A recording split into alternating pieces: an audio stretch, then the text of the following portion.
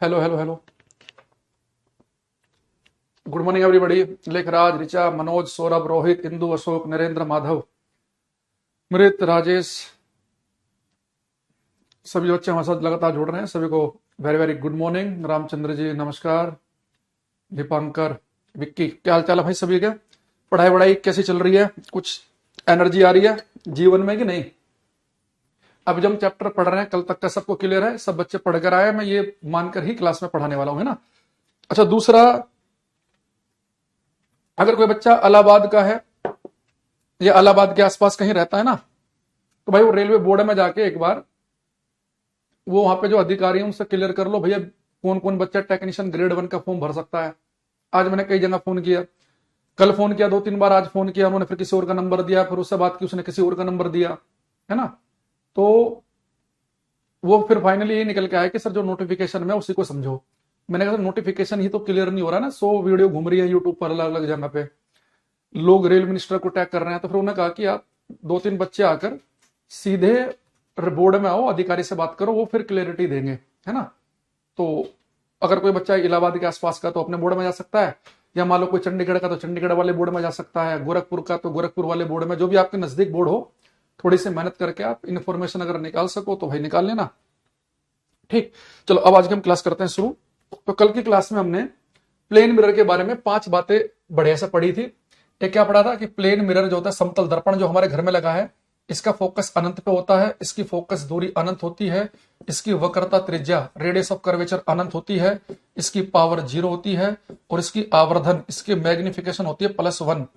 सब बच्चों को ये एकदम से ओम भूर्भुवः स्वः वाले जो मंत्र है ना, उसकी तरह बिल्कुल रटे होने चाहिए। 5 पॉइंट ये, ठीक है? सर हम कभी कमेंट नहीं करते हैं, केवल एक बात सर बता दीजिए, बेसिक इंजीनियरिंग का क्लास में हो जाएगा क्या? देखो आपको भाई जो ये 35 नंबर वाला टेक्नीशियन ग्रेड 1 के लिए बोल रहे हैं ना, टेक्नीशियन ग्रेड 3 में तो फिजिक्स ही है केवल, उसमें तो इंजीनियरिंग वाला पार्ट है ही नहीं।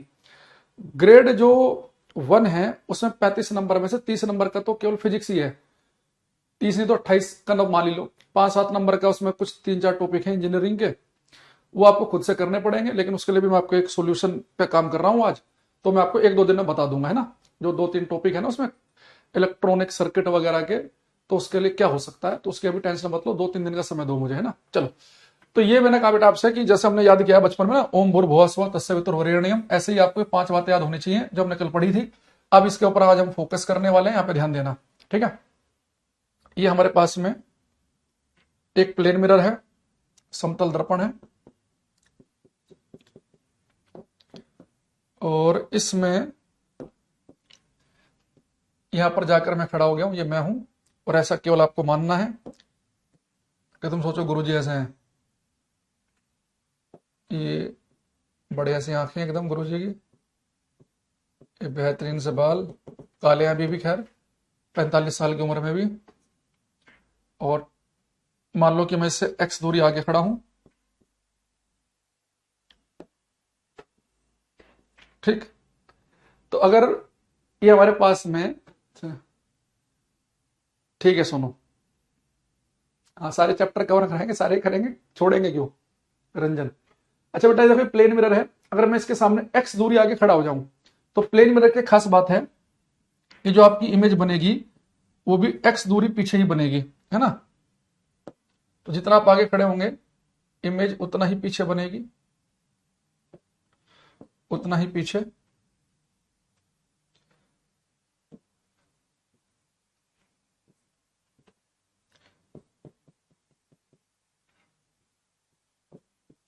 ठीक है? तो अगर आप x दूरी आगे खड़े हैं, इमेज x दूरी पीछे बनेगी। अगर आपकी हाइट है h, तो इमेज की हाइट भी होगी h। तो प्लेन मिरर की बेटा खास बात क्या है कि प्लेन मिरर सेम हाइट की इमेज बनाता है। अगर आप 6 फीट के हैं और प्लेन मिरर के सामने जाके खड़े हो गए, तो आपकी जो इमेज है उसकी हाइट भी 6 फीट की होगी, ठीक है? अच्छा, दूसरी चीज, अब लिखेंगे समतल दर्पण में, इन प्लेन मिरर, समतल दर्पण समझ रहे हो ना, घर वाला, जैसे हम डेली अपने आप शक्ल देख के बाल वाल ठीक करते हैं। समतल दर्पण में बेटा खास बात क्या होती है, जो हाइट होती है ऑब्जेक्ट की वही होती है इमेज की, प्रतिबिंब और वस्तु समान ऊंचाई के होते हैं। एच आई का मतलब है यहाँ पे हाइट ऑफ इमेज, प्रतिबिंब की ऊंचाई, प्रतिबिंब की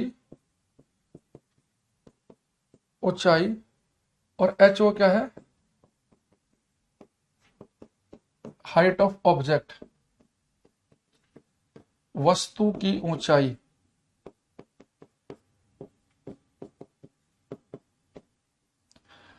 तो आपने घर में देखा भी होगा, अगर आप 5 फीट के हैं, प्लेन मिरर में अपने आप को देखो, आप 5 फीट के लगोगे।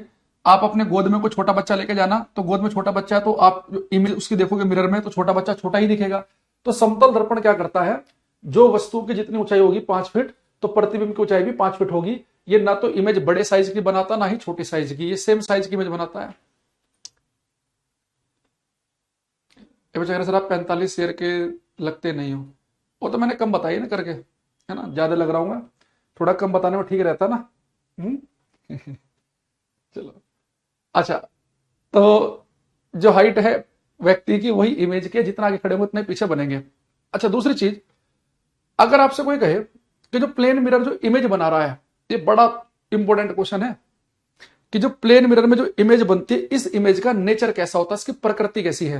यानी जब मैं अपने घर में मिरर के सामने खड़ा होकर सुबह को बाल ऐसे करता हूं, तो मेरी जो इमेज बन रही है, वो इमेज की प्रकृति कैसी है, वो इमेज उल्टी है, सीधी है, छोटी है, बड़ी है, कैसी है। तो आप सभी को पता है कि प्लेन मिरर में इमेज बनती है सेम साइज की, तो पता ही है, अभी हमने लिख भी दिया सामने। दूसरा, इमेज बनती है सीधी, सर की जगह सर दिखेगा, पैर की जगह पैर दिखेंगे, तो इमेज सीधी तो दिखेगी कि। और लेकिन एक चीज बेटा ध्यान देना कि घर में जो प्लेन मिरर है ना, इसमें होता क्या है, हमारे शरीर का लेफ्ट हिस्सा दिखता है राइट, और राइट दिखता है लेफ्ट। अगर आप अभी अपने मोबाइल को लेकर अपने घर वाले मिरर के सामने जाना, ठीक है, और मिरर के सामने जाके खड़ा हो जाना, हमारे यहाँ पे जो मिरर है मैं भी खड़ा हो जाता हूँ, और मैंने यहाँ पे से राइट हैंड उठाया ऐसे दाहिना हाथ, तो जैसे मैं अपना राइट हैंड उठाऊंगा, तो जो मेरी इमेज होगी उसका लेफ्ट हैंड उठेगा। यानी मेरे शरीर का जो राइट हिस्सा है, जो दायां हिस्सा है, वो मिरर में जो इमेज बनेगी उसका बायां हिस्सा होता है, और जो मेरा बायां है वो उसका दायां होता है। तो लेफ्ट का हिस्सा राइट दिखना लेफ्ट, इसे हम बोलते हैं कि इमेज बनेगी लिटरली इन्वर्टेड, इसे हम बोलते हैं पार्श्व रूप से उल्टी इमेज, कि दाएं का बायां दिखना, बाएं का दाएं दिखना। तो प्लेन मिरर जो इमेज बनाता है, प्लेन मिरर जो इमेज बनाता है, वो इमेज बनती है एक तो सीधी, और साथ में कैसी होगी, लिटरली इन्वर्टेड, पार्श्व रूप से उल्टी, दाएं का बायां दिखना, बाएं का दायां दिखना। अब यहां पे लिखेंगे हम, ये बहुत इंपॉर्टेंट लाइन है, nature of image of plane mirror, nature of image of plane mirror. समतल दर्पण से बने प्रतिबिंब की प्रकृति, समतल दर्पण से बने प्रतिबिंब की प्रकृति। तो बेटा समतल दर्पण जो इमेज बनाता है, एक तो बनाता है सीधी, इरेक्ट, सीधा प्रतिबिंब। अच्छा, कोई इमेज अगर सीधी हो, अब एक शब्द अपने मन से अपने आप से जोड़ देना, अगर कोई प्रतिबिंब सीधा है तो 100% वो कैसा होगा, आभासी। तो सीधी इमेज हमेशा वर्चुअल आभासी होती है। अब इस आभासी का मतलब क्या है, बहुत सारे बच्चे कंफ्यूज रहते हैं इसमें कि सर ये आभासी वर्चुअल ये समझ में नहीं आता। देखो, अब मुझे एक चीज बताओ, कॉफी भी ठंडी हो जा रही है,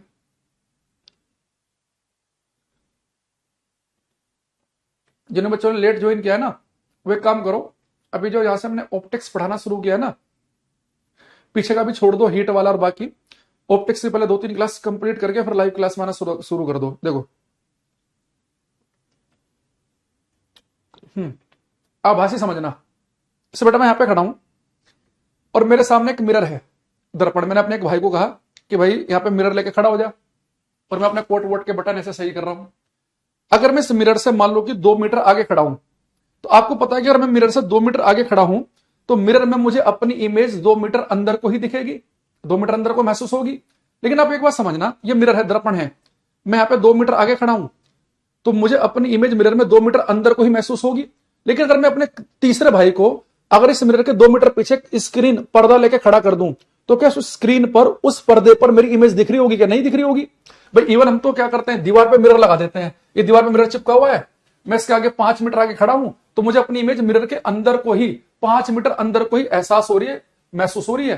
यानी जो इमेज आपको प्लेन मिरर में दिखती है, उसे केवल आप आभास कर सकते हैं, उस इमेज को आप स्क्रीन पर्दे पर नहीं उतार सकते। तो जिस इमेज को आप स्क्रीन पर्दे पर ना उतार सको, जिसे केवल आप मिरर के सामने खड़े हैं, 20 मीटर आगे खड़े हैं तो 20 मीटर अंदर को ही मिरर में आपको महसूस हो गई, लेकिन आप 20 मीटर पीछे अगर कोई स्क्रीन पर्दा लगा दें तो वहां पे इमेज उतरेगी नहीं, वो आभासी इमेज है। इवन आप खुद सोचो, मिरर तो मात्र इतना ही मोटा होता है, उसके आगे आप 100 मीटर आगे खड़े हैं, इमेज आपको 100 मीटर उसके अंदर को ही महसूस हो रही है। तो प्लेन मिरर जो है, समतल दर्पण जो है, इसमें जो आपको इमेज दिखती है उस इमेज को केवल आभास किया जा सकता है, उसे स्क्रीन पर्दे पे नहीं उतारा जा सकता। तो ऐसी जो इमेज होती है ये होती है वर्चुअल आभासी, यानी आप चाहो तो लिख सकते हो कि इस इमेज को हम पर्दे पे प्राप्त नहीं कर सकते, यह प्रतिबिंब पर्दे पर प्राप्त नहीं किया जाता है। This image can not be obtained on screen, इसे पर्दे पे प्राप्त नहीं कर सकते। आभासी प्रतिबिंब का मतलब है इसे पर्दे पर प्राप्त नहीं किया जा सकता है, can not be obtained on screen, screen पे नहीं उतरेगी। तो समतल दर्पण जो प्रतिबिंब बनेगा वो सीधा होगा, सर की जगह सर, पैर की जगह पैर होगा। इमेज जो बनेगी वो आभासी होगी, उसे केवल दर्पण में ही आभास कर सकते हैं, पर्दे पे वो नहीं उतरेगी। ठीक है, तो एंड और इमेज कैसी होगी, लेटरली इन्वर्टेड, लेटरली इन्वर्टेड, पार्श्व रूप से उल्टे प्रतिबिंब, पार्श्व रूप से उल्टा, पार्श्व रूप से उल्टा। ठीक, तो इमेज कैसे होगी बेटा हमारे पास, सीधी, आभासी और लेटरली इन्वर्टेड। मैंने बताया था कि दाएं का बायां दिखना, बाएं का दाएं दिखना, इसे बोलते हैं लेटरल इन्वर्जन। ठीक है,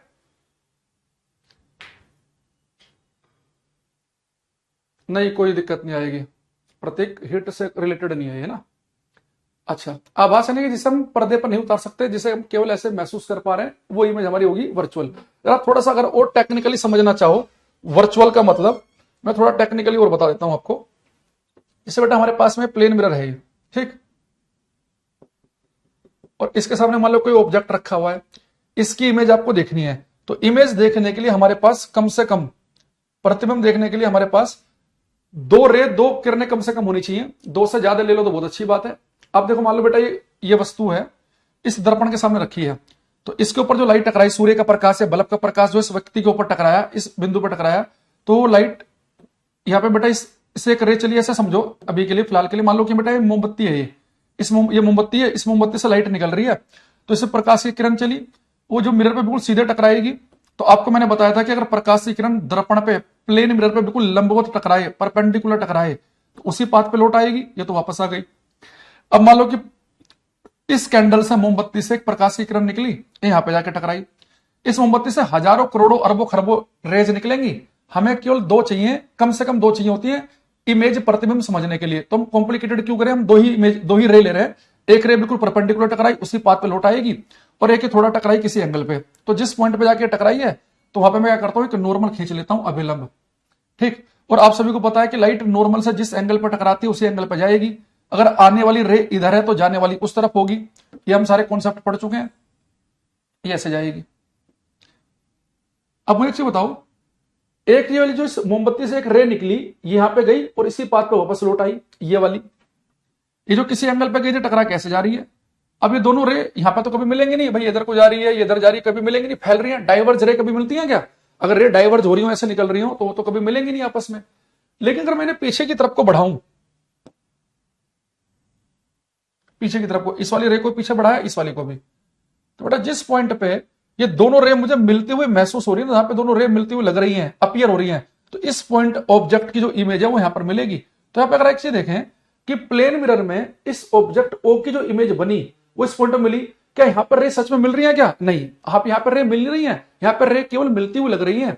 तो अगर किसी पॉइंट पर जो प्रतिबिंब बने, जहां पर इमेज बन रही है, अगर वहां पर रेज सच में मीट ना करें, अपीयर्स टू मीट, मिलती हुई केवल लगे, जैसे मैंने कहा कि यहां से इस कैंडल से एक लाइट चली, टक्कर मार के इसी पाथ पर वापस आ गई, यहां से एक रे चली और टक्कर मारने के बाद यहां पर 20 डिग्री के एंगल पे गई थी, तो 20 पे वापस जाएगी। तो ये वाली रे और ये वाली रे तो कभी आपस में मिल ही नहीं पाएंगी, क्योंकि दोनों फैल रही हैं।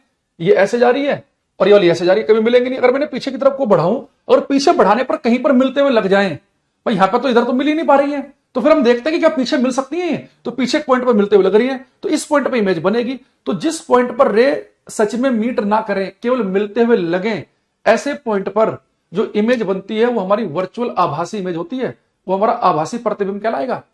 अब देखो, जैसे मैं अगर कनकेव मिरर लूं, आपके सामने अवतल दर्पण लूं, जैसे हमने हल्का सा क्लास में जिक्र भी किया था, और इस अवतल दर्पण के ऊपर मैं प्रकाश की रे डाल दूं, समानांतर पैरेलल किरणें, तो बेटा किरणें टकराने के बाद सच में एक पॉइंट पे जाके मिलती हैं, और उस पॉइंट को हम कहते हैं फोकस।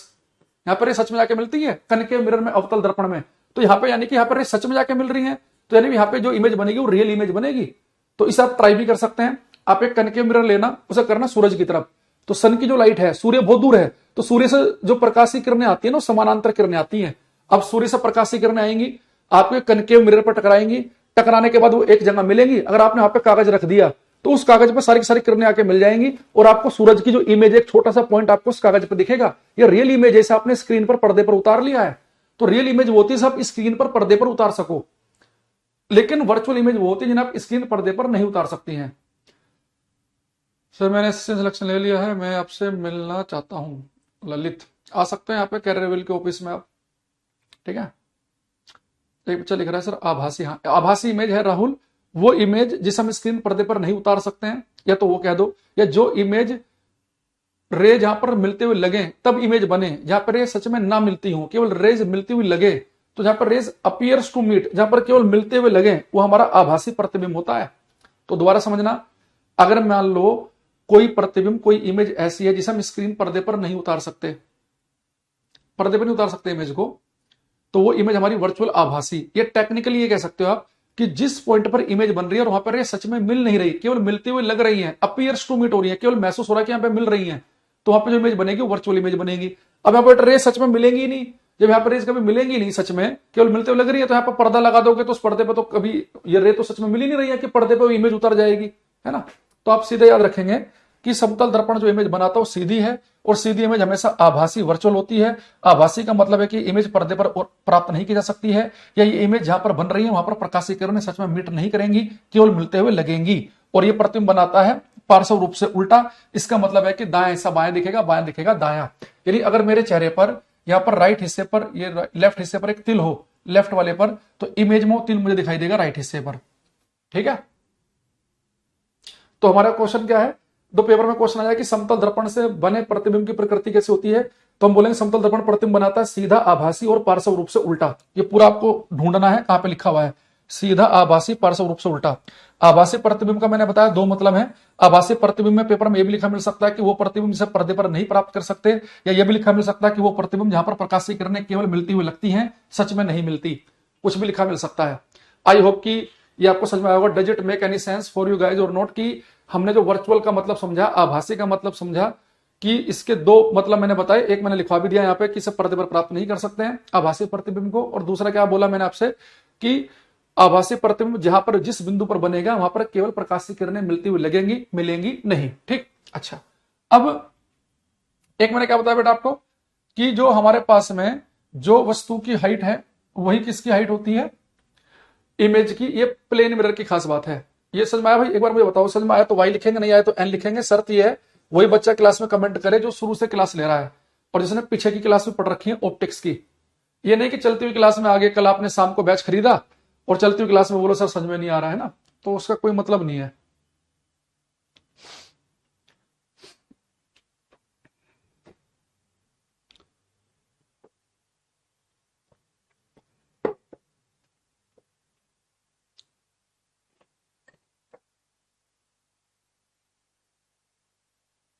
आ गया मेरे सोनो प्रिंस राहुल, ओके बहुत बढ़िया, चलो आ गया। तो फिर यहां जाओ, अब लिखेंगे हम मैग्निफिकेशन ऑफ ए मिरर। दर्पण की आवर्धन क्षमता या दर्पण का आवर्धन, दर्पण की आवर्धन क्षमता, ऐसे लिखते हैं हम एम से। तो बेटा मैग्निफिकेशन का एक फॉर्मूला याद रखना है, डायरेक्ट पेपर में आता है। मैग्निफिकेशन होती है HI/HO, प्रतिबिंब की ऊंचाई बटे वस्तु की ऊंचाई, प्रतिबिंब की ऊंचाई बटे वस्तु की ऊंचाई। HI क्या है, हाइट ऑफ इमेज, प्रतिबिंब की ऊंचाई, मैंने पीछे लिख रखा हिंदी में, हाइट ऑफ ऑब्जेक्ट, वस्तु की ऊंचाई। अब बेटा मुझे एक चीज बताओ, यहां पे अगर मैं केवल समतल दर्पण की बात करूं और प्लेन मिरर समतल दर्पण के लिए, समतल दर्पण के लिए, आप सभी को पता है कि मैंने अभी पीछे बताया आपको कि समतल दर्पण की खास बात क्या है। उसमें तो जो प्रतिबिंब बनेगा उसकी ऊंचाई और वस्तु की ऊंचाई बराबर होती है, यहां पे हमने लिख भी रखा है। तो समतल दर्पण के लिए प्रतिबिंब की ऊंचाई और वस्तु की ऊंचाई तो बराबर होती है, यानी जितनी प्रतिबिंब की ऊंचाई वही वस्तु की ऊंचाई, दोनों कट जाएंगे, यानी मैग्निफिकेशन कितनी आएगी, 1 आएगी। तो मैंने कल की क्लास में जो आपको बताया था कि समतल दर्पण की आवर्धन क्षमता 1 होती है, तो बेटा इसकी आवर्धन क्षमता 1 का मतलब यह है कि जितनी बड़ी वस्तु है ठीक उतनी बड़ी इमेज बना रहा है, इसलिए इसकी मैग्निफिकेशन 1 आ रही है। आपसे मैंने क्या बोला कि जितनी बड़ी वस्तु उतनी बड़ी इमेज बन रही है। तो अगर दोनों की सेम होगी, 5 फुट के वस्तु 5 फुट की इमेज, दोनों कट जाएंगे, तो मैग्निफिकेशन 1 आ गई। तो मैग्निफिकेशन 1 आने का मतलब यह है कि सेम साइज की इमेज बनना। अब खुद सोचो, अगर वस्तु है 5 फुट की और ये इमेज बना रहा होता 10 फुट की, तो 10 को 5 से कट करते तो मैग्निफिकेशन 2 आती। यानी अगर कल को मैं कोई आपको ऐसा दर्पण पढ़ा दूं कि जिसकी मैग्निफिकेशन 2 हो, तो समझ जाना कि वो दर्पण 2 गुना साइज की इमेज बना रहा है। मैं कल को आपको कोई दर्पण पढ़ा दूं, उसकी मैग्निफिकेशन 5 हो, यानी कि वो मैग्नीफाई कर रहा है, आवर्धन कर रहा है, आवर्धित कर रहा है, बड़ा करके दिखा रहा है। तो समतल दर्पण की मैग्निफिकेशन 1 क्यों है? क्योंकि मैग्नीफाई करता ही नहीं है। जितनी बड़ी वस्तु उतनी बड़ी इमेज, दोनों कट जाएंगे, मैग्निफिकेशन 1 आएगी। तो समतल दर्पण की मैग्निफिकेशन 1 क्यों लिखवाई, अब आप समझ गए होंगे। मैग्निफिकेशन 1 इसलिए है क्योंकि जितनी बड़ी वस्तु उतनी बड़ी इमेज, तो इसकी मैग्निफिकेशन 1 का मतलब है कि इमेज बनाएगा सेम साइज की, समान आकार का प्रतिबिंब। दूसरा, ये बेटा जब मैग्निफिकेशन होती है, इस हम पॉजिटिव और नेगेटिव भी लिखते हैं। अगर मैं कभी लिख रहा हूं कि मैग्निफिकेशन है पॉजिटिव, इसका मतलब है कि ये दर्पण जिसकी मैग्निफिकेशन पॉजिटिव है, ये इमेज बना रहा है सीधी, और सीधी इमेज हमेशा कैसी होती है? आभासी। यानी इमेज अगर सीधी और आभासी हो तो मैग्निफिकेशन होगी 1। और अगर मैग्निफिकेशन बेटा मैं कभी नेगेटिव लिख दूं, इसका मतलब है कि इमेज बनेगी उल्टी, और उल्टी इमेज होती है वास्तविक। वास्तविक प्रतिबिंब होता है जिसे आप पर्दे पर उतार सकते हैं, तो उल्टा और वास्तविक। अब मुझे एक चीज बताओ कि मैग्निफिकेशन पॉजिटिव होती है सीधी आभासी इमेज के लिए, और नेगेटिव होती है उल्टी इमेज के लिए।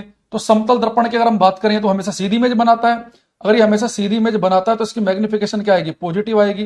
तो इसलिए इसकी मैग्निफिकेशन हमने कल की क्लास में +1 लिखी थी। तो यानी कि आज के बाद जैसे मैं आपसे कहूं कि एक दर्पण का आवर्धन, उसकी मैग्निफिकेशन +1 है, तो प्लस देखते समझ जाना कि जो ये दर्पण है ये सीधी इमेज बना रहा है, और 1 का मतलब है कि सेम साइज की इमेज बना रहा है। अगर मैं लिखता +5, यानी इमेज बनाता सीधी और 5 गुना बड़ी, मैं लिखता यहां पे प्लस और हाफ, यानी इमेज बनाता सीधी लेकिन आधे साइज की। तो लेकिन प्लेन मिरर की मैग्निफिकेशन फिक्स है, +1 है। आगे चल के हम ऐसे मिरर पढ़ेंगे जिनकी मैग्निफिकेशन नेगेटिव भी होगी, पॉजिटिव भी होगी, 1 से ज्यादा भी होगी, कम भी होगी, वो आगे का काम है। अभी समतल दर्पण में याद रखेंगे इसकी मैग्निफिकेशन +1 का मतलब क्या है? इमेज सीधी बनना और सेम साइज की बनना। ठीक है। अब बहुत सारे बच्चे देखो गलती क्या करते हैं, जैसे ही पेपर में आ जाता है कि मैग्निफिकेशन है माइनस की, इसका मतलब क्या है? बच्चे पता क्या सोचते हैं? मैग्निफिकेशन नेगेटिव, मैग्निफिकेशन माइनस का मतलब बच्चे सोच लेते हैं कि इमेज छोटी बन रही होगी। भैया मैग्निफिकेशन प्लस माइनस छोटे बड़े के बारे में नहीं बताता। मैग्निफिकेशन पॉजिटिव बताता कि प्रतिबिंब सीधा है, और नेगेटिव बताता कि प्रतिबिंब उल्टा है। तो पॉजिटिव नेगेटिव यहां पे केवल सीधा और उल्टा बताते हैं। इमेज बड़ी बनेगी या छोटी बनेगी उसके लिए आपको देखना पड़ेगा कि मैग्निफिकेशन 1 है कि 1 से कम है कि 1 से ज्यादा है। तो और मिरर के मैग्निफिकेशन 1 तो इमेज सेम साइज की, मैग्निफिकेशन जिस मिरर की 1 से कम होगी वो छोटी इमेज बना रहा है, मैग्निफिकेशन 1 से ज्यादा तो बड़ी इमेज बना रहा है। तो इमेज छोटी बड़ी के लिए देखते हैं, हम 1 से कंपेयर करते हैं कि मैग्निफिकेशन 1 से कम है कि 1 से ज्यादा है, तो छोटी बड़ी इमेज की बात होगी। प्लस माइनस छोटे बड़े के बारे में नहीं बता रहा यहां पे, वो क्या बता रहा? उल्टी और सीधी इमेज के बारे में। बस हमारी, जैसे मैं अगर आपसे कह दूं कि भाई एक दर्पण जो है इसकी मैग्निफिकेशन है -3 और एक की मैग्निफिकेशन है -½ एक की मैग्निफिकेशन है -1, ऐसे मान लो मैं बोल रहा हूं, एक की +5। अब तो यहां से हमें जानकारी क्या मिल रही है, फटाफट स्पीड से देखेंगे। जैसे मैंने देखा पहला मिरर मैग्निफिकेशन नेगेटिव यानी कि उल्टी इमेज बना रहा है, उल्टी। मैग्निफिकेशन 3 यानी कि 3 गुना बड़ी इमेज, इमेज उल्टी बनेगी और 3 गुना बड़ी बनेगी। मैग्निफिकेशन नेगेटिव उल्टी इमेज बनेगी 1 से कम यानी आधे साइज की। मैग्निफिकेशन नेगेटिव यानी कि इमेज उल्टी और छोटी बनेगी, आधी हो जाएगी, 6 फुट का व्यक्ति 3 फुट का।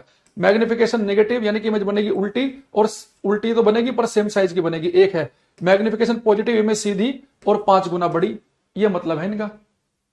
ठीक है, आगे बात समझ में। ये मैग्निफिकेशन की जो हमारे पास वैल्यू होती हैं, क्या उन्हें देखकर हम बता सकते हैं कि इससे हमें क्या पता चल रहा है। अच्छा, दूसरा, ये आसान आसान चीजें, थोड़ा सा स्पीड से लेके चलेंगे ना, फालतू टाइम खराब नहीं करेंगे इनमें। अगले पे आते हैं। एक मैंने आपको एक छोटा सा लॉजिक और बताया कि आप प्लेन मिरर के आगे जितना आगे खड़े होंगे, आपका प्रतिबिंब ठीक उतना ही पीछे बनेगा, ठीक उतना ही पीछे। ठीक, अब आप एक बात देखना ध्यान से,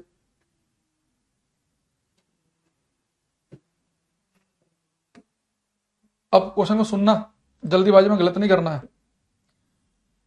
यहां से किस लैंग्वेज में क्वेश्चन आता है उसे देखेंगे। उसने कहा पेपर में, एक व्यक्ति समतल दर्पण से 2.5 मीटर की दूरी पर है, 2.5 मीटर की दूरी पर है।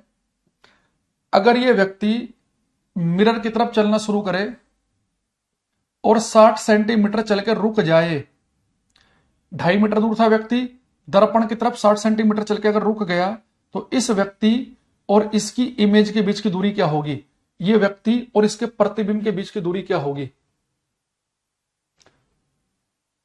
मैग्निफिकेशन का रेंज कितना होगा, मैग्निफिकेशन का रेंज कोई फिक्स नहीं है, है ना, वो मिरर के ऊपर डिपेंड करेगा।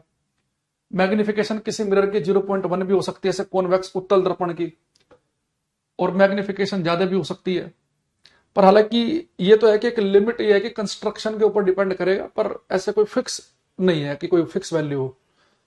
कंस्ट्रक्शन कैसा है उस पर डिपेंड करेगा।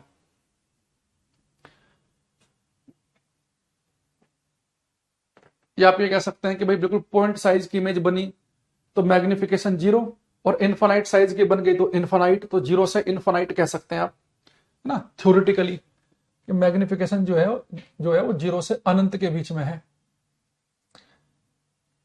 क्योंकि बिल्कुल पॉइंट साइज की इमेज भी बनती है, बिल्कुल पॉइंट साइज यानी कि मैग्निफिकेशन 0 मान लो उसकी, और इन्फानाइट साइज की इमेज बनती है यानी कि बहुत बड़ी, तो उसकी मैग्निफिकेशन राकेश अनंत हो गई, तो आप थ्योरेटिकली 0 से अनंत कह सकते हो, है ना।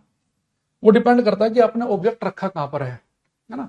तो प्लेन मिरर की तो फिक्स है +1 ही होगी। ये जो मैं आपको बता रहा हूं ना, बाकी ये आप अप्लाई कर सकते हैं कनकेव मिरर में, अवतल दर्पण में, तो हर एक की अलग अलग होती है। तो प्लेन मिरर की फिक्स ही है +1, उसकी कोई रेंज ही नहीं होगी, है ना। और ऐसी रेंज उसकी भी नहीं बनेगी कॉन्वेक्स उत्तल दर्पण की भी, उसकी भी 1 से कम होती है, तो उत्तल की भी कोई रेंज नहीं आएगी, जब हम पढ़ेंगे आगे चल के उसकी भी रेंज नहीं होगी मैग्निफिकेशन की।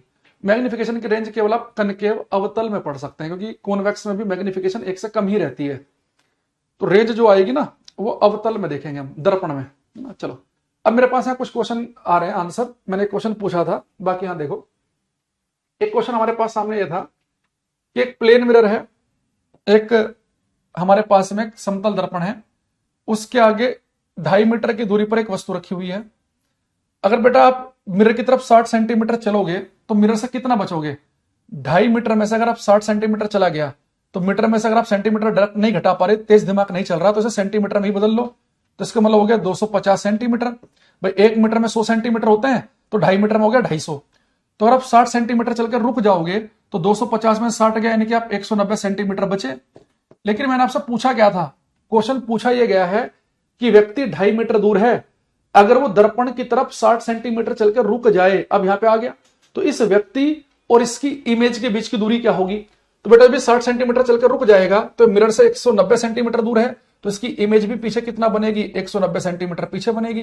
तो दोनों के बीच की दूरी कितनी होगी, 380 सेंटीमीटर की।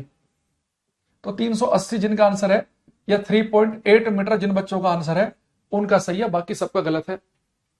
190 में देख रहा हूं गौतम का, ध्रुव का लाइन से गलत है। हाँ, उल्टी इमेज बी हमेशा होती है रियल इमेज। ये आपको उल्टी के बारे में ना कनकेव मिरर वगैरह में ज्यादा बढ़िया समझ में आएगा, क्योंकि प्लेन मिरर तो कभी उल्टी इमेज बना ही नहीं रहा है ना। भाई आप इतना मैथमेटिक्स नहीं कर पा रहे। एक व्यक्ति 2.5 मीटर दूर है, 60 सेंटीमीटर चलकर रुक जाएगा, तो दर्पण से कितना बचा, 190 सेंटीमीटर, इमेज बनेगी 190 सेंटीमीटर पीछे, तो दोनों के बीच की दूरी पूछी 380 सेंटीमीटर। इसमें कौन सा रॉकेट साइंस पूछी गई आपसे। चलो, एक तुम्हारे हालात देखकर लग रहा है कि ये क्वेश्चन और ऐसा और पूछना चाहिए ना। ये प्लस माइनस का क्वेश्चन है ये। अगला है देखो, एक व्यक्ति बेटा प्लेन मिरर से मान लो 5 मीटर की दूरी पर है और उसने कहा पेपर में हमारे से, तो 5 तो ज्यादा आसान सा हो जाएगा, 4.5 कर लेते हैं। 4.5 मीटर की दूरी पर है और ये व्यक्ति मिरर से 30 सेंटीमीटर और दूर चला गया, और दूर। अब इस व्यक्ति और इसका जो प्रतिबिंब बनेगा, इसकी जो इमेज बनेगी, उनके बीच की दूरी क्या होगी?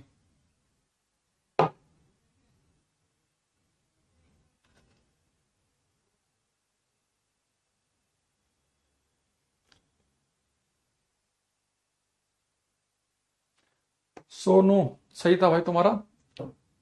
विपिन, आगे सेंटीमीटर मीटर भी लिखना है, यूनिट लिखना जरूरी है फिजिक्स में।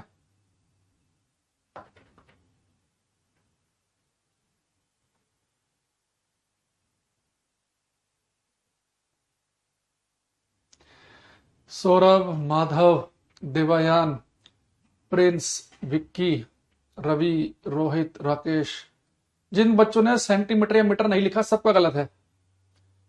बिना यूनिट के फिजिक्स में बताना बिल्कुल गलत चीज। देखो अब यहां देखना बड़े ध्यान से, 4.5 मीटर दूर है, 30 सेंटीमीटर और दूर चले गए, तो बेटा कितना हो गया? 4.5 मीटर यानी कि 450 सेंटीमीटर। तो टोटल दूरी कितनी बनी मेरे? 480 सेंटीमीटर की बनी। तो इमेज कितना पीछे बनेगी? 480 सेंटीमीटर पीछे बनेगी, है ना। तो इसमें 480 और 480, तो टोटल कितना हो गया? 960 सेंटीमीटर। 960, ठीक। तो 960 सेंटीमीटर यानी कि 9.6 मीटर जो है हमारा सही आंसर होगा।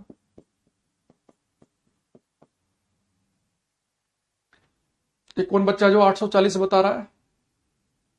बेटा देखो 480 480, जीरो जीरो तो कुछ नहीं, जीरो है। 8, 1 2 3 4 5 6 7 8 डंडे, 8 यहाँ पे 1 2 3 4 5 6 7 8, तो 8 डंडे थे, 9 10 11 12 13 14 15 16, तो 6 यहाँ लिख लो, एक इधर पहुंच गया। 4 डंडे 4 डंडे 8 डंडा और 1 डंडा ये 9, टोटल कितना हो गया? 960। 960 आएगा ये। कोई 980 बता रहा है, कोई 840 ही बता रहा है। आधों को तो जोड़ना घटाना नहीं आ रहा क्लास में। और फिर कहते हैं जी कंपटीशन बहुत ज्यादा है। कंपटीशन भैया भीड़ है, कंपटीशन तो बहुत कम है। भीड़ की तादाद ज्यादा है, तो अपना लेवल बढ़ाओ, भीड़ से बाहर निकलो और कॉम्पिटिटर बनो बगल वालों के।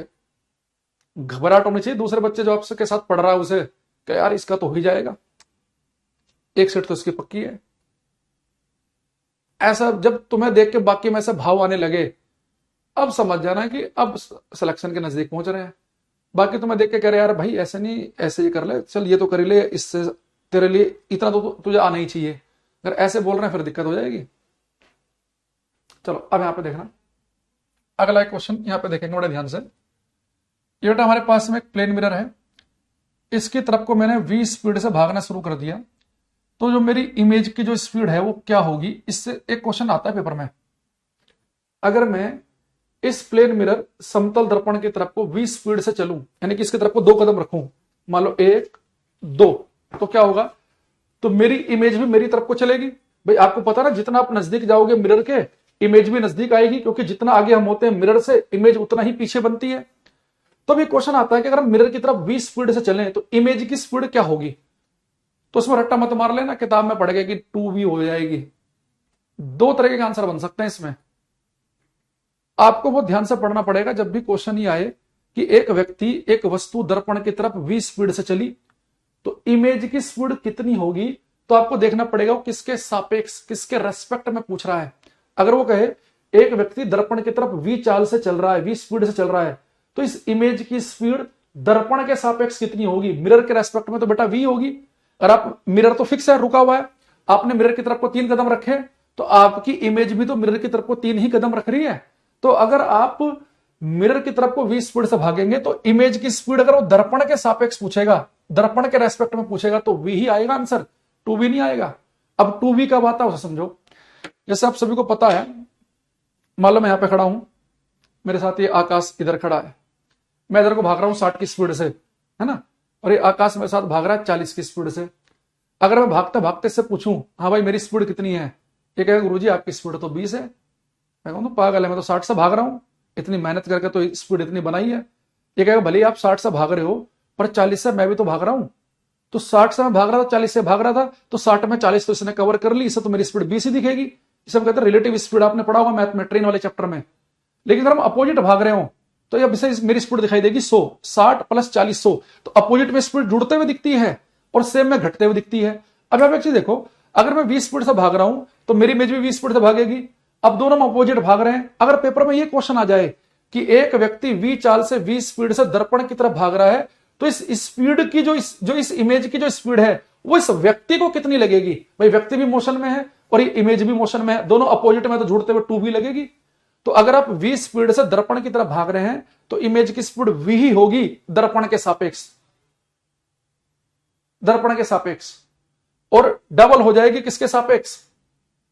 व्यक्ति के जो भाग रहा उसके सापेक्ष। पूछे दर्पण से कितनी दूरी पर रहना चाहिए, कितनी दूरी पर हो सकते हो आप? दर्पण से आप 1 किलोमीटर दूर हो, आपकी इमेज भी 1 किलोमीटर पीछे है सौरभ, और आप 20 की स्पीड से भाग रहे हो, तो इमेज की स्पीड दर्पण को तो 20 ही दिखेगी। जितने कदम आपने रखे दर्पण की तरफ उतने रखे किसने? इमेज ने भी रखे दर्पण की तरफ, मिरर की तरफ। लेकिन इमेज की स्पीड मेरे लिए कितनी है, जो मैं भाग रहा हूं, भागते हुए व्यक्ति के लिए कितनी है? 2v। तो दोनों क्वेश्चन अलग अलग हैं, मैं इसे डिटेल में लिखवा देता हूं ताकि कंफ्यूजन ना रहे। यहां देखना, लिखेंगे if an object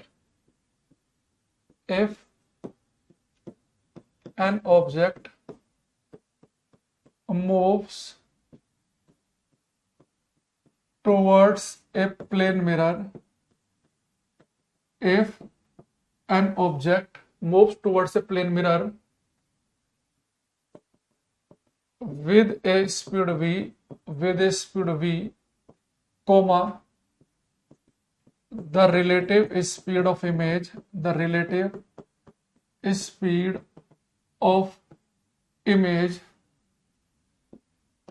will be v with respect to mirror and 2v with respect to object। Hindi में लिखेंगे, यदि कोई वस्तु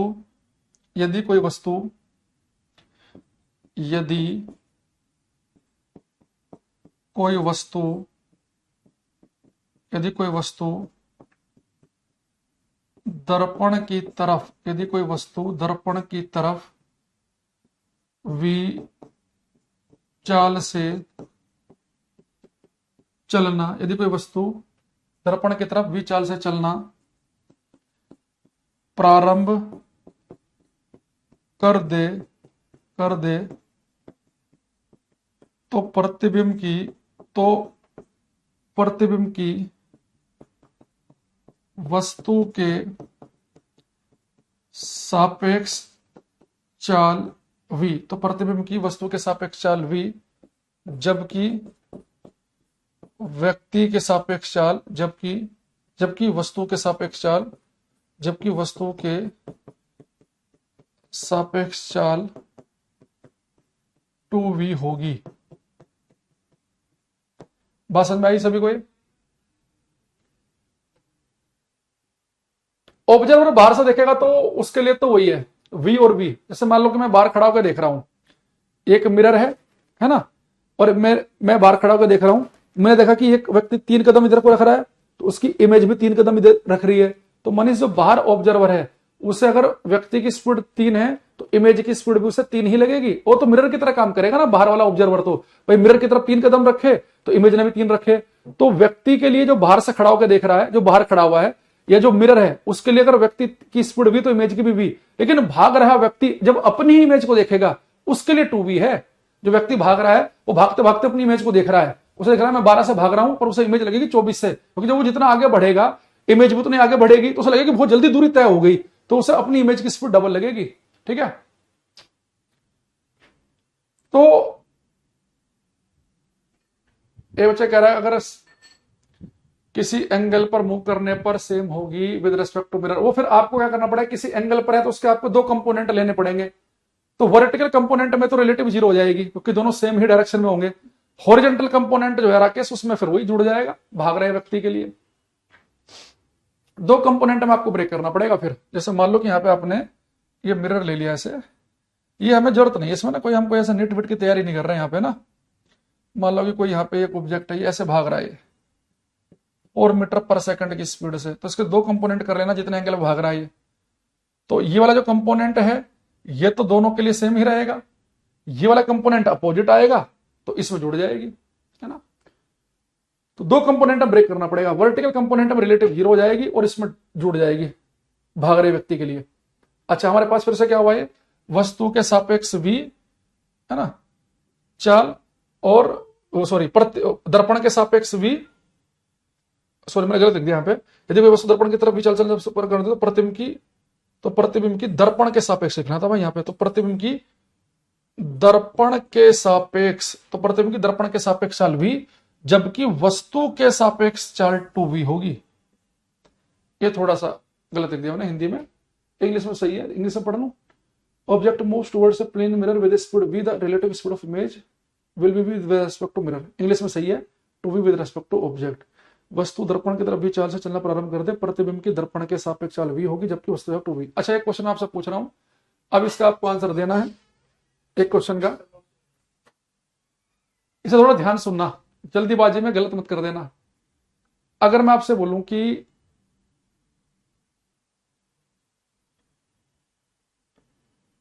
मैं एक मिरर की तरफ को भाग रहा हूं, ध्यान सुनना, मैंने एक लड़का एक दर्पण की तरफ भाग रहा है, एक लड़का एक दर्पण की तरफ भाग रहा है और उस लड़के को अपनी जो इमेज है उसकी स्पीड अगर 7 मीटर पर सेकंड लग रही है, उसे ऐसा लग रहा है कि लड़का मिरर में भागते भागते देख रहा है और उसे अपनी इमेज की स्पीड लगी 7 मीटर पर सेकंड, तो लड़का कितनी स्पीड से भाग रहा होगा ये आपको बताना है।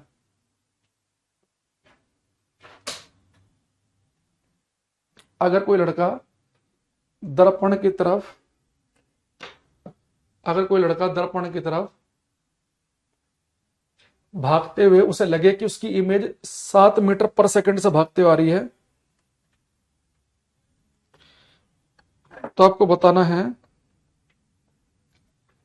अगर उसे अपनी इमेज 7 मीटर पर सेकंड से लग रही है तो लड़का खुद कितनी स्पीड से भाग रहा होगा।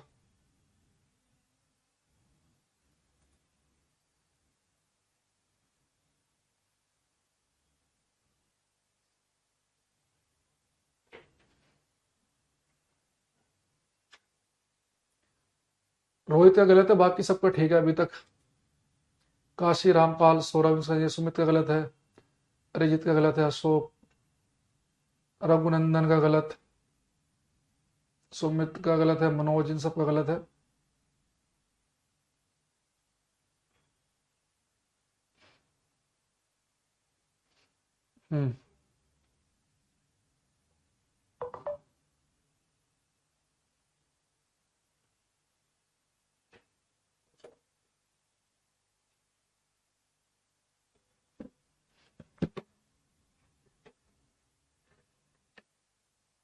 जितने बच्चे लिख रहे हैं 14 उनका बिल्कुल गलत, जो लिख रहे हैं 3.5 उनका सही है, 7 वालों का भी गलत है। भाई क्वेश्चन दोबारा सुनो, मैंने क्या बोला, एक लड़का एक मिरर की तरफ भाग रहा है, उसे लगा कि उसकी इमेज 7 की स्पीड से भागते हुए आ रही है, तो भागने वाले को अगर अपनी इमेज की स्पीड 7 लगी है तो भैया खुद 3.5 से भाग रहा होगा ना।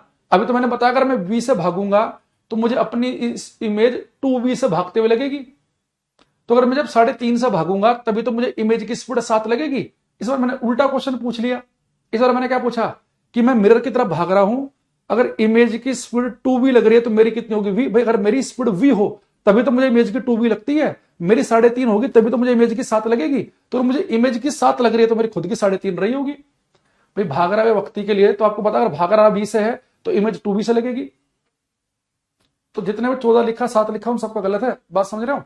फिर मैं आपसे कह रहा हूं कि हमारे पास में मिरर है, मैं इसकी तरफ को भाग रहा हूं, मुझे अपनी स्पीड नहीं पता पर मुझे अपनी इमेज की स्पीड लग रही है 7 मीटर पर सेकंड, तो मुझे अपनी इमेज की स्पीड 7.5 मुझे अपनी इमेज की लग रही है 7, तो मुझे अपनी इमेज की 7 लगी तभी शक्ति, जब मैं 3.5 से भाग रहा हूंगा। तो अगर मेरी 3.5 होगी तभी तो मुझे इसकी 7 लगेगी। तो क्वेश्चन को ध्यान से पढ़ लेना। रमन भाई तुम्हारा ठीक था, परेशान मत हो, है ना। अच्छा, अब अगला एक क्वेश्चन बड़ा फेमस, एक क्वेश्चन आता है पेपर में प्लेन मिरर से। वो आपसे कहता है कि हमारी एक व्यक्ति है, इसकी हाइट h है, इसकी इमेज की हाइट भी कितनी है बेटा, h है ना। यहां बड़े ध्यान से समझना बात को सभी। अगर मैं आपसे कहूं कि भाई मैं 6 फीट का हूं, अभी मेरे साथ समस्या क्या है कि इवन घर का छोड़ो, हमारे सामने यहाँ पे एक मिरर लगा हुआ है। जब मैं इसके सामने गया, इसमें तो सही बन गया माहौल, थोड़ा थोड़ा सा सही से बन रहा है। हाँ देखो, और मान लो कि हमारे घर में दिक्कत क्या है अभी, कि जो मिरर लगा हुआ है ना वो थोड़ा छोटा लगा हुआ है, इतना सा लगा हुआ है। उसके सामने जब मैं ब्रश करता हूं ना सुबह को, तो ब्रश करते समय समस्या क्या आती है कि मुझे उसमें अपनी केवल इतनी ही इमेज दिखती है। मैं चाह रहा हूं कि यार एक ऐसा मिरर लेके आते हैं, एक ऐसा दर्पण लेके आते हैं कि जब मैं उसके सामने खड़ा हो जाऊं तो मुझे उसके अंदर अपनी पूरी इमेज दिखाई दे। तो अगर मैं 6 फीट का हूं और मुझे अपनी पूरी की पूरी इमेज देखनी है, तो मुझे कम से कम कितनी लंबाई का मिरर दीवार पर लगाना चाहिए ताकि मैं अपनी जो है पूरी इमेज देख सकूं। ये क्वेश्चन आता ना, बड़ा फेमस क्वेश्चन है, सबको आंसर भी पता होगा इसका। तो 6 फीट के व्यक्ति को अपनी पूरी इमेज देखने के लिए क्या करना चाहिए?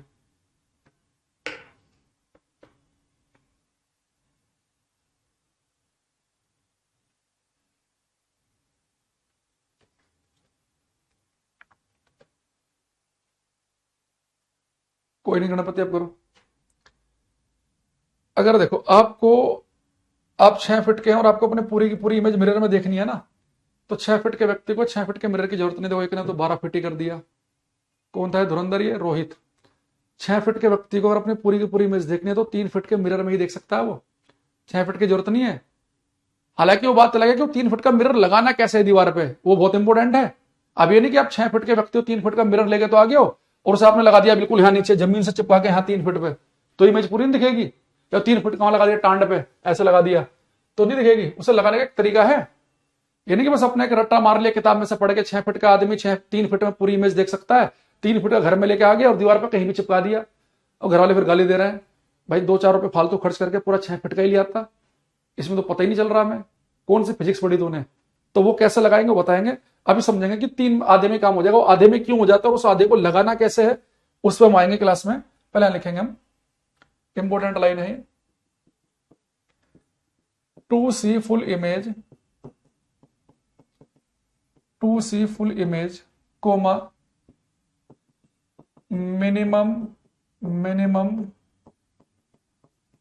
To see full image comma minimum required length of plane mirror, minimum required length of plane mirror is half of object length। Hindi में लिखेंगे, पूर्ण प्रतिबिंब देखने के लिए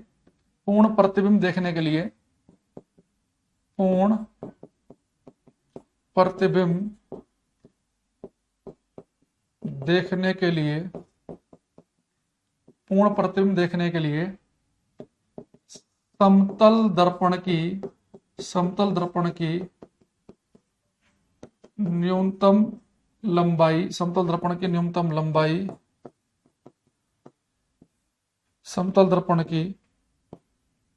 न्यूनतम लंबाई वस्तु की लंबाई की आधी होनी चाहिए। समतल दर्पण की न्यूनतम लंबाई वस्तु की लंबाई की आधी होनी चाहिए। एक बच्चा कह रहा है जो रॉन्ग आंसर दे रहा है रोहित, वो मैं नहीं हूं। ये बड़ा समस्या है ना, जिनके ना बड़े कॉमन से नाम है, जैसे रोहित हो गया, अमित हो गया, है ना, रवि, इस तरह के जो नाम है, ये कई बच्चे होते हैं क्लास में, गलत किसी और का हो जाता है और ऑफेंड कोई और हो जाता है।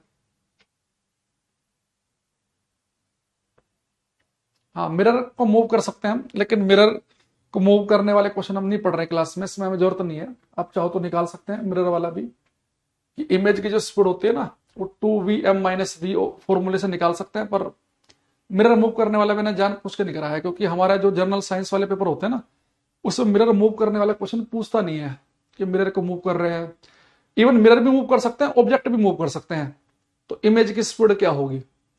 वो मैंने कहा ना, जैसे नीट विट की तैयारी कर रहे हो तो उसमें बड़े कॉमन क्वेश्चन होते हैं, वो हमारे पेपर के लिए जरूरत नहीं है, जनरल साइंस के लिए ना, तो उससे क्या कंटेंट केवल बढ़ता चला जाएगा। तो कोई मास्टर तो तुम्हें बनना नहीं है, सारे केस कर सकते हैं उसमें, जरूरी नहीं कि खाली ऑब्जेक्ट रुका हुआ हो, ऑब्जेक्ट भी मोशन में हो, मिरर भी मोशन में हो, तब भी निकाल सकते हैं। देखो अब हम देखते हैं कि जो पूर्ण प्रतिबिंब जो है, इसकी जो लंबाई है, वो मैंने कहा कि अगर आपको पूर्ण प्रतिबिंब देखना हो तो अगर आप जितनी भी आपकी लंबाई है, अगर उससे आधी लंबाई का भी अगर आप मिरर लेके आ गए तो उसके अंदर कैसे देख पाओगे। ठीक है, यहां देखना ध्यान से। देखो अगर आपको अपनी पूरी की पूरी इमेज देखनी है, ये पूरी इमेज आपको अपनी देखनी है, फुल पूरी इमेज, हो सकता है जो आपको शायद अगर कंप्लीट नोट्स मिले हो ना, अगर उसमें लिखा होगा मिरर मूव करने वाला है, उन्हें स्किप कर देना राकेश। वो बहुत पुराने, जब मैंने किसी बैच में पहले करा देता था, फिर मैंने देखा वो पिछले 5-7 साल में किसी पेपर में नहीं आता मिरर मूव करने वाला, तो फिर मैंने उसे बताना बंद कर दिया। तो बहुत पुराने नोट्स में हो सकता है कि लिखा मिल जाए तुम्हें। ठीक है सर, मेरा नाम अमानुल्लाह है, अमानुल्लाह है, पर एमडी लिखा है क्यों? क्योंकि तुमने एमडी लिखा हो उसमें ना, अपने आप से नहीं लिखता वो कंप्यूटर। यहाँ देखो, अब बेटा जब आपको ये पूरी इमेज देखनी है तो पूरी इमेज आपको कब दिख सकते हैं अपनी, अगर आपको अपनी इमेज के पैर, अपनी इमेज के जो पैर हैं और सर अगर दोनों बिल्कुल एक साथ दिख जाएं तो फिर पूरी इमेज तभी तो मान जाए भाई। कोई आदमी आपको पूरा दिख रहा है, उसका पैर और सर अगर आपको एक साथ दिख रहे हो तो बीच का हिस्सा तो दिखेगा ही। तो अगर मुझे अपनी जो इमेज है, अगर ये पूरी इमेज का सर ऊपर वाला पॉइंट और नीचे वाला पॉइंट अगर एक साथ दिखे तो यानी कि मुझे अपनी पूरी इमेज दिख जाएगी। और कोई चीज हमें कब दिखती है, जब उससे चलने वाली लाइट हमारी आंख तक पहुंच जाए। तो अगर यहाँ पे इस वाले पॉइंट से चलने वाली लाइट मेरी आंख पे पहुंच जाए और इस पॉइंट से चलने वाली लाइट अगर मेरी आंख पे पहुंच जाए तो यानी कि मुझे अपनी पूरी की पूरी इमेज दिख जाएगी। यानी अगर मुझे अपनी पूरी की पूरी इमेज देखनी है तो आप बड़े ध्यान से देखना, तो मुझे केवल इतने बड़े मिरर की आवश्यकता है। इतने बड़े मिरर में ही ये मुझे अपना सर भी दिख रहा है, आंख भी दिख रही है, गर्दन भी दिख रही है, पेट भी दिख रहा है, घुटने भी दिख रहे हैं, नीचे वाला हिस्सा भी दिख रहा है, पंजे भी दिख रहे हैं। यानी जो ऊपर जो मिरर है ये फालतू है, केवल छत दिखाएगा आपको। जो नीचे वाला मिरर है ये भी फालतू है, आसपास का फर्श दिखाएगा, फर्श दिखाएगा ये। यानी अगर इस व्यक्ति को अपनी पूरी की पूरी इमेज देखनी है तो इसकी इमेज का पूरा हिस्सा दर्पण के केवल कितने भाग में एडजस्ट हो पा रहा है, इतने में, इतना और इतना तो एक्स्ट्रा, यानी कि सब पूरे मिरर की जरूरत नहीं है। अच्छा अब ये बिल्कुल एग्जैक्ट आधा ही है, ये हमें पता कैसे चला? इसके लिए आप चाहो तो थोड़ा सा ज्योमेट्री का यूज कर सकते हैं। ज्योमेट्री में देखो आपको टीचर सर ने पढ़ाया होगा, जिन भी टीचर से आप पढ़े होंगे, ज्यादातर बच्चे तुम्हें लग रहा है तो राकेश सर से पढ़े होंगे या फिर गगन सर से पढ़े होंगे, है ना, या किसी से पढ़े हो तो इनसे तो एक बार बच्चा पढ़ता ही है। यहां देखो हमारे पास एक ट्रायंगल है एबीसी, तो सर आपको बताएंगे ज्योमेट्री में, अगर आपके पास एक त्रिभुज एबीसी है और इस ए बी का जो मिड पॉइंट है, मध्य बिंदु है डी, और ए सी का मध्य बिंदु है ई, है ना, तो आप बेटा इस डी और ई को मिला दो। तो जो इन मिड पॉइंट को जब आप मिलाएंगे तो जो डी ई है ये बीसी के होगा पैरेलल, समानांतर, ये दोनों पैरेलल होंगे आपस में, डी ई और बीसी पैरेलल। और साथ में ये डी जो होता है ना, बीसी का ठीक आधा होता है। अगर मान लो कि 6 मीटर है तो कितना बनेगा, 3 मीटर बनेगा। ये 2 है तो ये 1 बनेगा। पढ़ा हुआ ना आपने, मिड पॉइंट थ्योरम पढ़ी होगी आपने। तो एक ट्रायंगल के अगर मिड पॉइंट को मिला दें, एक ट्रायंगल एबीसी में ए बी का मिड पॉइंट डी है, ए सी का मिड पॉइंट ई है, डी को मिलाएंगे, आपस में पैरेलल भी होंगे और साथ में बीसी से ये डी आधा भी होगा। जो डी होता है वो हाफ होता है बीसी के। ये बहुत फेमस थ्योरम है ज्योमेट्री में, ये नहीं आती तो नहीं, ज्योमेट्री नहीं आती तुम्हें, अब बस हमारा काम हो गया। यहां देखना, ये बेटा मिरर्स हम जितना आगे खड़े होते हैं इमेज बनती है उतना ही पीछे, यानी कि मिड पॉइंट बन गए। ये मिड पॉइंट है, मिड पॉइंट को आपस में मिला दो, यानी एक तो जो है आपस में पैरेलल है, दूसरा अगर ये व्यक्ति 6 फीट का है तो ये कितना का होगा, 3 का। अगर व्यक्ति की हाइट h है तो मिरर की हाइट क्या होनी चाहिए, h/2। ठीक, तो आप इस बात को बड़े ध्यान से समझना कि बहुत सारे बच्चे इस क्वेश्चन को इतना भयंकर रट्टा मार लेते हैं, टीचर को पता है कि वो रट्टा मार के आ रहा है बच्चा, तो इस बात का फायदा उठाएगा वो। हाँ, इसे आप चाहो ना वो सिमिलैरिटी से भी कर सकते हैं, मैंने एक बेसिक सा तरीका बताया, ये 2 ट्रायंगल बना के सिमिलैरिटी से भी कर सकते हैं आप इसे, 2 कॉन्ग्रुएंट ट्रायंगल बना के भी हो जाएगा। वो बात बिल्कुल सही है आपकी। देखो अब यहाँ पे देख रहे हो बच्चे रट्टा क्या मार लेते हैं, जैसे क्वेश्चन बहुत बार आ गया, बच्चे रट्टा मार लेते हैं कि व्यक्ति जितना बड़ा, मिरर की लंबाई जो होनी चाहिए व्यक्ति की लंबाई की आधी होनी चाहिए। ठीक बात है ना, बिल्कुल सही बात है ये। अब उसने पेपर में एक गेम क्या खेला, उसने ये पूछा अगर व्यक्ति की हाइट h है तो प्लेन मिरर जो इमेज बनाएगा उसकी हाइट क्या होगी बच्चों, सब याद ही लिख आ रहे हैं। अरे प्लेन मिरर तो सेम हाइट की इमेज बनाता है। अगर पेपर में ध्यान समझना, वो कहे व्यक्ति 6 फीट का, तो इमेज कितने फीट की बनेगी, 6 फीट की ही बनेगी, पर वो इमेज पूरी दिख जाए उसके लिए दर्पण क्या होना चाहिए, 3 फीट का।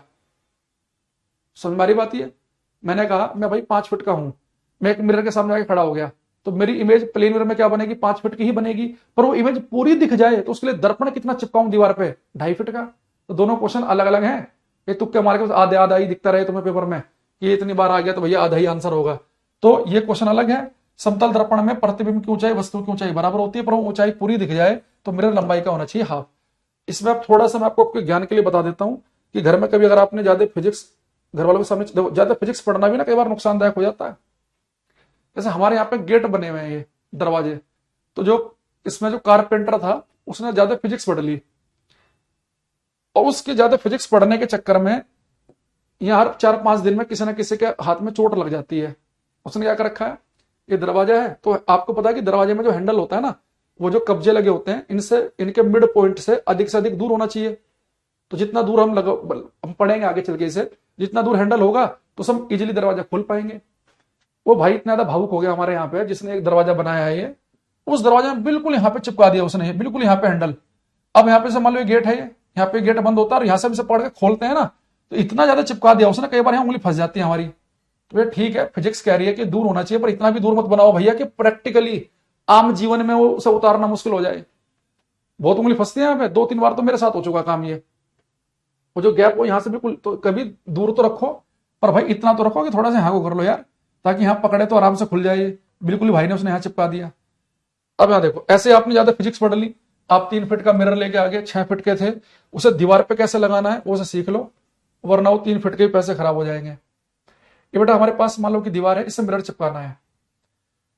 तो सबसे पहले मैंने क्या किया कि ये मान लो कि मैं हूं, तो सबसे पहले आपको ये मान लो फर्श है जिसके ऊपर आप खड़े हुए हैं, तो सबसे पहले आपको क्या काम करना है, आपको अपनी लंबाई पता करनी है कितनी है। ये आपका सर है, ये आपके पैर हैं। तो मैंने देखा भाई मेरी लंबाई मैंने चेक की, मान लो मेरी लंबाई आई 180 सेंटीमीटर, तो मुझे पता चल गया कि मिरर लेके आना है 90 सेंटीमीटर का, इसकी लंबाई का आधा। अब ये आधा लंबाई का मिरर लगाएंगे कैसे वो समझो। ये मेरा सर है, मेरे पैर है, मान लो यहाँ कहीं मेरी आंख है। अब मैं चेक करूंगा कि जो मेरी लंबाई है 180 सेंटीमीटर, इस 180 सेंटीमीटर में आंख के नीचे लंबाई कितनी और आंख के ऊपर कितनी है। तो मान लो कि आंख से नीचे मेरी लंबाई है 160 सेंटीमीटर की, तो आंख से ऊपर कितनी बचेगी, 20 सेंटीमीटर की। ये तो होगा भाई, टोटल लंबाई मेरी 180 है, तो आंख के नीचे कितनी, 160, तो आंख के ऊपर 120। अब देखो जब आप दीवार पे मिरर चिपकाओगे, उससे बड़े ध्यान समझना, ऐसे मेरी हाइट का मिरर डबल होगा, देन डबल हाइट का इमेज बनेगा क्या, क्यों, चाहे आप पूरे 50 फीट का मिरर ले आओ, प्लेन मिरर में जितने बड़े हो उतने बड़े दिखोगे। बस ये कि ज्यादा बड़ा मिरर ले आओगे तो पीछे का बहुत बैकग्राउंड भी दिख जाएगा। गजब बात कर रहे हो तुम। यहां देखो, अब आप एक चीज समझना, ये बेटा ये मेरा सर है, ये मेरी आंख है, तो मेरे सर और आंख के बीच में कितनी लंबाई है, 20 सेंटीमीटर। तो बेटा मुझे दीवार पे जो मिरर चिपकाना है ना, वो मिरर मुझे ऐसे चिपकाना है कि जो मिरर जब मैं उसे दीवार पे लगाऊं तो मिरर क्या हो, मेरी आंख से ऊपर टोटल लंबाई 20 सेंटीमीटर की है, तो मिरर की लंबाई जब लगे, वो मिरर की लंबाई आंख से ऊपर दीवार पे होनी चाहिए 10 सेंटीमीटर। 10 सेंटीमीटर यानी मिरर मुझे ऐसे चिपकाना है कि वो मिरर जो है, जैसे ये दीवार है, इस द्वारा मैंने निशान लगा लिया कि यहाँ पे मेरा सर बन रहा है, यहाँ पे मेरी आंख बन रही है, यहाँ पे मेरे पैर थे। तो यहाँ पे देखो, तो यहां से यहां तक की लंबाई 20 थी, तो मिरर मुझे दीवार पे ऐसे लगाना है कि मिरर मेरी आंख से ऊपर जो मैंने निशान बनाया उसे 10 सेंटीमीटर ऊपर रहे। नीचे लंबाई कितनी है, 160, 160 का आधा कितना होगा, 80 सेंटीमीटर। यानी मिरर मुझे ऐसे चिपकाना है दीवार पे। बात समझ में आ रही है सभी को। जैसे मैं यहां पे गया, मैं यहां पे खड़ा हो गया, मैंने यहां पे एक निशान बनाया सर के पास, एक निशान बनाया मैंने आंख के पास, ये मान लो कि ये मेरे पैर है यहाँ पे। जब मैं एक मिरर लेके आऊंगा मार्केट से, ऐसे मिरर लेके आया, ऐसे दीवार पे लगाना है, तो मैं देखूंगा कि आंख और सर के बीच में लंबाई कितनी है मेरी, 20।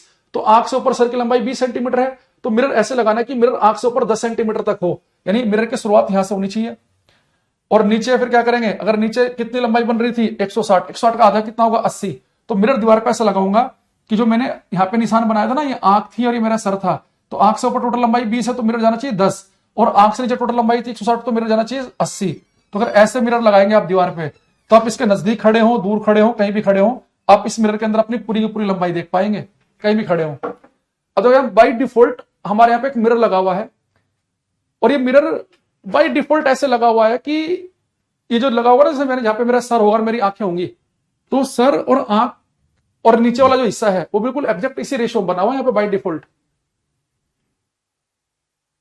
तो इसलिए मुझे उसके अंदर मिरर मेरी लंबाई से कम है और लगभग लगभग हल्का से फर्क है, 1-2 सेंटीमीटर ऊपर नीचे है बाय डिफॉल्ट ये, तो मुझे लगभग अपनी पूरी लंबाई दिख रही है। यहाँ पे सामने एक मिरर लगा हुआ है।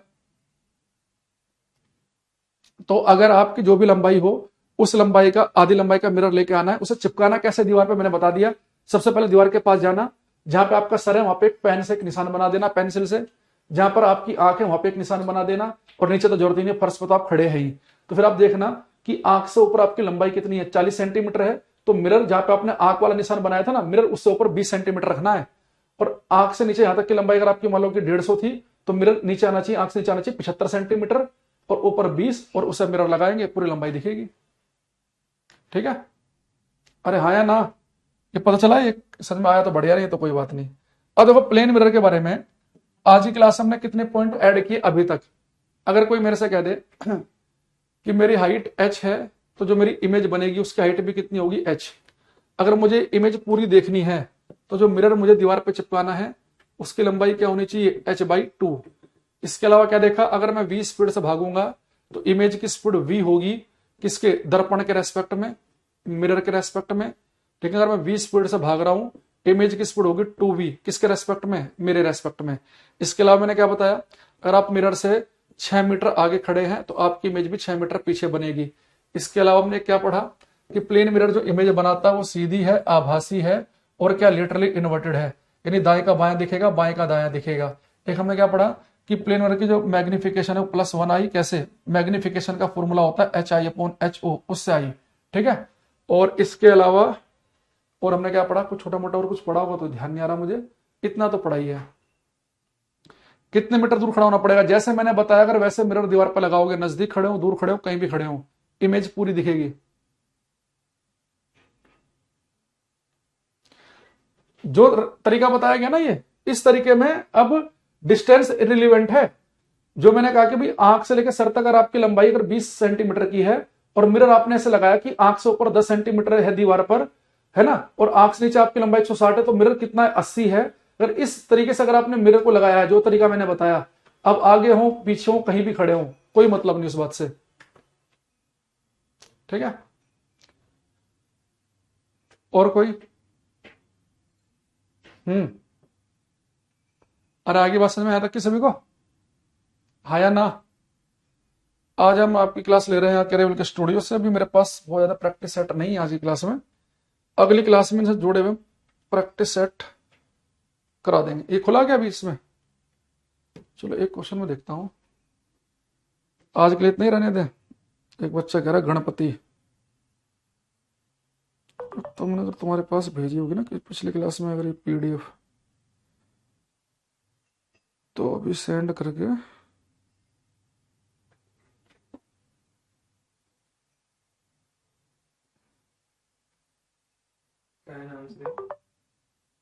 प्रैक्टिस सेट 2 या 3 के नाम से है क्या, देखना। एक क्वेश्चन है, क्वेश्चन तो आसान है पर ये कंफ्यूज करता है ना जल्दीबाजी में। हाँ मिल गया, चलो मैं अभी खोल, ओपन है तुम्हारा ये? ठीक है, क्वेश्चन पूछ लेता हूँ बच्चों से।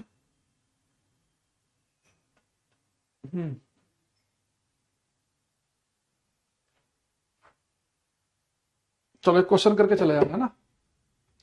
टेलीग्राम चैनल मैंने आपको बता रखा है, रोहित अंकुर सर फिजिक्स के नाम से है। टेलीग्राम पे आप सर्च में लिखेंगे अंकुर सर फिजिक्स, उसमें 5-6 चैनल खुल जाएंगे। जिस चैनल में 25.3 हजार बच्चे हों उसे ज्वाइन कर लेना। चलो एक क्वेश्चन करना। तो क्वेश्चन बहुत आसान है, पर मुझे पता है कि तब भी क्लास में कम से कम 8-10 बच्चे तो उसका आंसर गलत देंगे। तो इसलिए थ्योरी पढ़ना और प्रैक्टिस करने में बस यही फर्क है कि सिली मिस्टेक होना बंद हो जाती है। तो क्वेश्चन देखना, ये पहले से है इसमें PDF।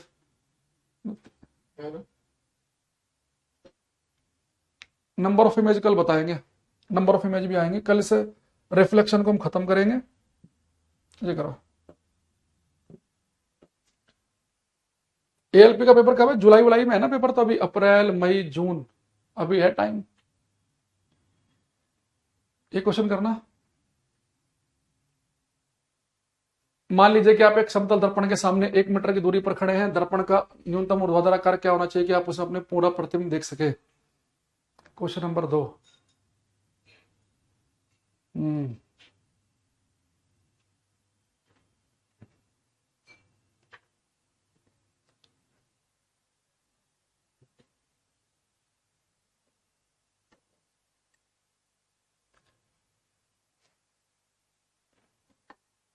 लाइव में पिच चल रही क्लास।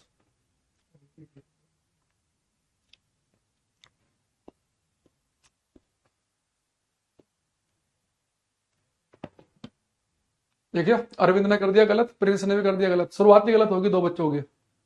विक्की, रोहित, सौरभ, मनोज में से मनोज गलत है, बाकी का ठीक है। मुकेश, रामपाल, रवि का ठीक है। देखो मैंने कहा था ना कि ये दिक्कत होती है, बच्चा पढ़ के जा रहा है, आंसर पता तब भी गलत कर दे रहा है, लैंग्वेज में फंस गया। उसने कहा कि मान लो आप एक समतल दर्पण के सामने 1 मीटर दूर खड़े हैं। बेटा आपकी समतल दर्पण से दूरी 1 मीटर दी है। उसने ये नहीं कहा कि तुम्हारी लंबाई 1 मीटर है। उसने थोड़ी ना कहा कि तुम 1 मीटर लंबे हो तो मिरर की लंबाई क्या होनी चाहिए, आधे मीटर की, थोड़ी ना कहा उसने। आंसर सी है इसका। यहां देखो ये प्लेन मिरर है, आप इसके आगे 1 मीटर की दूरी पर खड़े हैं। आप इससे 1 मीटर दूर खड़े हैं तो बस इसका यह मतलब है कि इमेज भी 1 मीटर पीछे बनेगी। अब 5 मीटर आगे खड़े होते इमेज 5 मीटर पीछे बनती। दूरी तो इंपोर्टेंट है ही नहीं। इंपोर्टेंट क्या है, व्यक्तिगत हाइट कितनी है, h है, तो जो मिरर की लंबाई चाहिए वो आपकी लंबाई की आधी चाहिए। तो सी इसका ऑप्शन सही है ना। तो बहुत सारे बच्चे करते क्या ना, जल्दीबाजी में, पेपर के प्रेशर में, जैसे खुशबू, राहुल भी गलत कर रहे हैं। वो क्या सोचते हैं, जल्दी फटाफट देखते हैं अच्छा मिरर की लंबाई क्या होनी चाहिए, और उन्हें 1 मीटर दिखता है बस। क्योंकि हम पेपर में इतने परेशान रहते हैं कि हम पूरी क्वेश्चन पढ़ते ही नहीं, हमें केवल झलक दिखती है। अगर हमारा पढ़ा हुआ पैटर्न से क्वेश्चन आगे हमें दिखेगा मिरर की लंबाई कितनी, 1 मीटर, हमें क्या लगेगा कि व्यक्ति 1 मीटर का दे रखा है तो मिरर की लंबाई आधे पे टिक मार देंगे हम। वे 1 मीटर व्यक्ति की लंबाई है ही नहीं, व्यक्ति 1 मीटर आगे खड़ा है। आज तुम्हारा पहला क्लास है तो पहले पीछे क्लास देखो आकाश से ना, तब आना लाइव क्लास में। अभी तो ये ऑप्टिक्स बहुत दिन तक चलेगा। कल रिफ्लेक्शन खत्म करेंगे हम, केवल रिफ्रैक्शन अपवर्तन होगा इसके बाद कई क्लास में खत्म। चलो आज के लिए इतना ही रखते हैं, बाकी मिलेंगे नेक्स्ट क्लास में, ठीक है। Thank you everyone. सोनू तुम्हारे सारे ठीक है, आंसर बढ़िया आज के। रामचंद्र, संतोष, अरविंद, खुशबू, बढ़िया, बाय।